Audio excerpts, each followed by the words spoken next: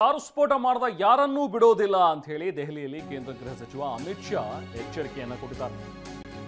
ದೆಹಲಿ ಸ್ಫೋಟದ ಆರೋಪಿಗಳನ್ನ ಯಾವುದೇ ಕಾರಣಕ್ಕೂ ಬಿಡೋದಿಲ್ಲ ಅಂತ ಹೇಳಿ ಅಮಿತ್ ಶಾ ಮಾತಾಡಿದ್ದಾರೆ. ಆರೋಪಿಗಳು ಎಲ್ಲೇ ಅಡಗಿದ್ರು ಸಹ ನಾವು ಬಿಡೋದಿಲ್ಲ. ಭದ್ರತಾ ಪಡೆಗಳ ಮುಖ್ಯಸ್ಥರ ಸಭೆ ನಂತರ ಅಮಿತ್ ಶಾ ಹೇಳಿಕೆಯನ್ನು ನೀಡಿದ್ದಾರೆ. ಬಟ್ ದೆಹಲಿಯಲ್ಲಿ ಇಷ್ಟೊಂದು ದೊಡ್ಡ ಒಂದು ವಿಧ್ವಂಸಕಾರಿ ಘಟನೆ ಆಯಿತು, ಯಾಕೆ ಐಬಿಗೆ ಇದರ ಬಗ್ಗೆ ಮಾಹಿತಿ ಇರಲಿಲ್ವಾ ಅನ್ನುವಂಥದ್ರ ಬಗ್ಗೆ ಸಹಜವಾಗಿ ಪ್ರಶ್ನೆಗಳು ಈಗ ಹೇಳ್ತಾವೆ. ಫರೀದಾಬಾದ್ನಲ್ಲಿ ನಡೆದಂಥ ಒಂದು ಕಾರ್ಯಾಚರಣೆ, ಅಲ್ಲಿ ನೀವು ಒಂದಷ್ಟು ಜನರನ್ನ ಅರೆಸ್ಟ್ ಮಾಡ್ತೀರಿ, ವಶಕ್ಕೆ ಪಡಿಸ್ಕೊಳ್ತೀರಿ, ಇಷ್ಟೊಂದು ಸ್ಫೋಟಕ ಅಂತ ಹೇಳಿದಾಗ ಆಗಲೇ ಹೈ ಅಲರ್ಟ್ ಇರಬೇಕಿತ್ತಲ್ಲ. ಯಾಕಂದರೆ ಕೂಗಳತೆ ದೂರ, ಒಂದು 50 ಕಿಲೋಮೀಟರ್ ಇರ್ಬೋದು ದೆಹಲಿಯಿಂದ ಪಪ್ಪ ಅಂತ ಫರೀದಾಬಾದಿಗೆ ಹೋದರೆ.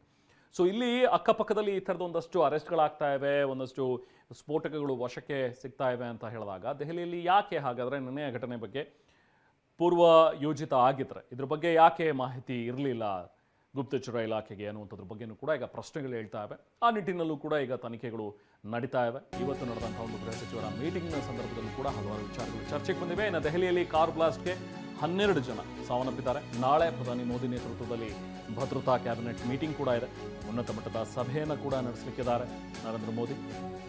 ಭದ್ರತಾ ಪಡೆಗಳ ಮುಖ್ಯಸ್ಥರ ಜೊತೆಗೆ ಮೋದಿ ಸಭೆಯನ್ನು ನಡೆಸ್ತಾರೆ. ಸಭೆಯಲ್ಲಿ ಅಮಿತ್ ಶಾ, ರಕ್ಷಣಾ ಸಚಿವ ರಾಜನಾಥ್ ಸಿಂಗ್ ಜೊತೆಗೆ ಭದ್ರತಾ ಪಡೆಯ ಹಿರಿಯ ಅಧಿಕಾರಿಗಳು ಎಲ್ಲರೂ ಕೂಡ ಭಾಗಿಯಾಗ್ತಾರೆ. NIA, NSG ಇಲ್ಲಿನ ಹಿರಿಯ ಅಧಿಕಾರಿಗಳು ಕೂಡ ಈ ಸಭೆಯಲ್ಲಿ ಭಾಗಿಯಾಗ್ತಾರೆ. ಈ ದೆಹಲಿ ಕಾರು ಬ್ಲಾಸ್ಟ್ಗೆ ಸಂಬಂಧಪಟ್ಟಂತೆ 12 ಜನ ಈಗಾಗಲೇ ಪ್ರಾಣ ಬಿಟ್ಟಿದ್ದಾರೆ. ಆಸ್ಪತ್ರೆಗಳಲ್ಲಿ ಕೆಲವೊಂದಷ್ಟು ಜನ ಗಾಯಾಳುಗಳು ಚಿಕಿತ್ಸೆಯನ್ನು ಪಡಿತಾ ಇದ್ದಾರೆ.